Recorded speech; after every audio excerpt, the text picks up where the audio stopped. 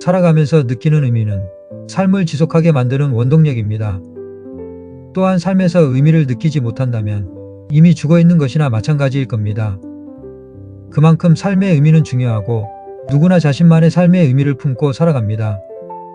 일본의 전통 철학인 이키가이는 매일 아침 눈을 뜨게 만드는 삶의 의미를 가지는 것을 말합니다. 한때 국내에 유행하였던 소확행과 유사한 이키가이는 오키나와 지방의 장수 노인들이 가지는 삶의 활력이 되는 의미를 뜻하지요. 한편 또 다른 삶의 의미에 관한 철학으로는 빅터 프랭클의 로고테라피가 있습니다. 로고테라피 또한 이키가이와 같이 삶에 있어 의미의 중요성을 강조합니다. 오늘은 누구나 삶에서 의미를 찾고자 하고 의미를 통하여 고통을 극복하며 건강한 삶을 영위할 수 있게 하는 로고테라피에 대하여 알아보는 시간을 가져보도록 하겠습니다.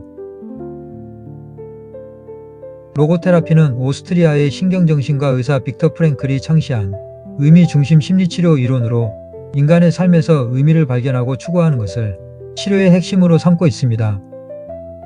인간 존재의 주된 동기는 삶의 의미를 찾는 것이라는 전제가 로고테라피의 바탕에 깔려 있는 것이지요. 로고테라피라는 용어는 그리스어 로고스에서 유래하며 로고스는 의미를 뜻합니다.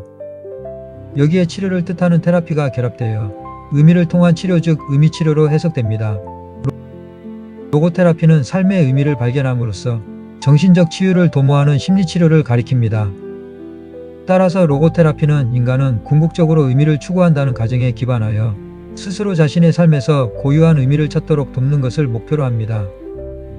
프랭클은 이를 의미의 의지라고 부르며 프로이트가 말한 쾌락의 의지나 아들러의 권력의 의지와 비교하였습니다. 삶을 이끄는 가장 강력한 원동력은 쾌락도 권력도 아닌 의미 추구라는 것입니다. 이러한 로고테라피의 기본 전제는 다음 세 가지로 정리됩니다. 첫째, 모든 삶은 어떤 상황에서도 의미를 지닌다. 극한의 고통이나 비극 속에서도 삶의 의미는 존재하며 완전히 상실되지 않는다는 것입니다. 둘째, 인간의 주된 동기는 삶의 의미를 찾고자 하는 의지이다. 사람은 누구나 궁극적으로 자신의 존재 목적과 이유를 발견하려는 내적인 추진력을 갖고 있습니다. 셋째, 인간은 주어진 상황에 대하여 자신의 태도를 선택할 자유가 있다. 어떠한 상황에 처해 있더라도 고통에 대처하는 자세만큼은 자기가 결정할 수 있으며 바로 그러한 태도를 통해 삶의 의미를 발견할 수 있다는 것입니다. 따라서 로고테라피는 어떤 경우에도 삶의 의미를 부정하지 않으며 오히려 불가피한 고난 속에서도 의미로 전환할 수 있다고 보고 있습니다.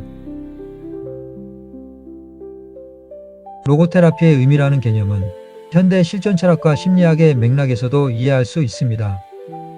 빅터 프랭클은 덴마크 철학자 키에르케고르의 실존 사상에서 영감을 받아 삶의 목적과 의미에 대한 인간의 열망을 강조하였으며 니체의 왜 살아야 하는지를 아는 사람은 어떤 상황도 견딜 수 있다를 자주 인용하며 의미 추구의 중요성을 강조하였습니다.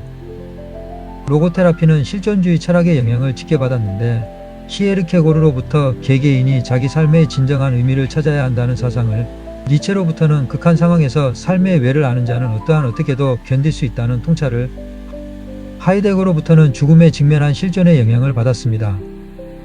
그 결과 로고테라피는 치료이론인 동시에 하나의 실존적 철학으로 간주될 만큼 깊이를 가지게 되었습니다. 철학의 역사에서 삶의 의미 문제는 오랜 시간 논쟁적인 주제였습니다. 실존주의 철학자들은 대체로 사르트르의 실존이 본질에 앞선다는 말처럼 삶에 있어서 본질적으로나 객관적으로 의미는 없으며 인간이 스스로 의미를 창조한다고 보았습니다. 그러나 프랭클은 여기서 한 걸음 더 나아가 의미는 창조하기보다는 발견되는 면이 있다고 보았습니다. 그는 삶이 우리에게 물음을 던지는 것이지 우리가 삶에 마음대로 의미를 투사하는 것이 아니라고 말하였습니다. 예를 들어 고통스러운 상황에 직면했을 때 왜 하필 나에게 이런 일이 생기는가 라고 묻기보다는 주어진 운명을 통해 내가 이루어야 할 과제는 무엇인가 라고 묻는 태도가 필요하다는 것입니다. 이러한 견해는 실존주의의 허무주의적인 경향을 바로잡고 보다 적극적인 의미의 존재에 가깝습니다. 프랭클은 궁극적인 의미의 존재를 믿었는데 이는 인간의 생각으로 완전히 파악할 수는 없겠지만 의미가 우리가 신뢰하고 추구해야 할 더 큰 질서를 가리킨다고 보았습니다. 프랭클은 세 가지 가치 범주로 창조적 가치, 경험적 가치, 그리고 태도적 가치를 꼽았는데, 창조적 가치는 이를 통한 창조를, 경험적 가치는 사랑이나 예술 등을 통한 경험을, 그리고 태도적 가치는 피할 수 없는 고통에 대처하는 태도를 통하여 의미를 발견할 수 있다고 보았습니다.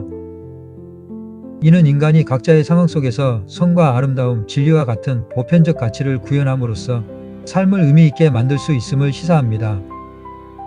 결국 로고테라피는 철학사적으로 볼 때 근대 이후 상실된 인간 존재의 의미를 회복하려는 지적운동의 일환으로 평가될 수 있으며, 물질 만능주의가 팽배한 20세기에 다시 한번 인간은 왜 사는가라는 근본 물음을 제기했다 볼 수 있습니다. 아마도 많은 사람들의 삶의 의미는 사랑이 되지 않을까 생각합니다.